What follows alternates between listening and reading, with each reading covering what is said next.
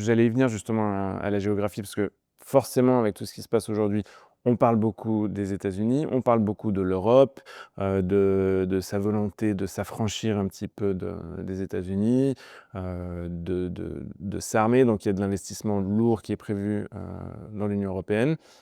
On a tendance à un petit peu oublier l'Asie, j'ai Ouais. l'impression. La Chine, les autres pays émergents asiatiques, il n'y a pas des opportunités à aller chercher là-bas? Il y a des opportunités, c'est typiquement quelque chose qu'on a augmenté à travers les mois depuis le début de l'année.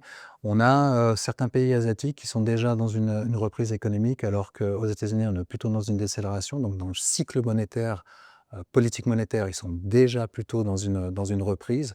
Donc là, évidemment, oui, l'Asie représente, en tout cas pour nous, en termes d'allocation d'actifs, la partie émergente asiatique et notamment la dette émergente représente une opportunité assez importante. Pourquoi? Parce qu'il y a une décorrélation avec l'Europe et les États-Unis. Et puis, dans le cycle monétaire, dans le cycle économique, ils sont clairement dans une autre phase. Et la Chine? La Chine aussi. La Chine, il y a un regain de confiance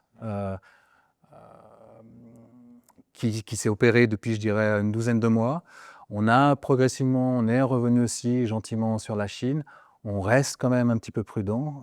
Nul ne sait, ça reste un pays qui est quand même difficile à lire en termes de politique, Mais presque plus prévisible que les États-Unis aujourd'hui. de plus en plus. Et c'est ça qui est assez intéressant. Et c'est ce qui drive aussi les flots sortis des États-Unis. Alors beaucoup disent les flots vont vers l'Europe, les flots vont vers l'Asie et la Chine aussi, c'est clair. Parce que la Chine a tout à fait a tout intérêt à jouer son propre jeu par rapport à ce qui se passe aux États-Unis, et je pense qu'elle a compris et elle est en train de faire ce qu'il faut pour attirer à nouveau les investisseurs dans son marché.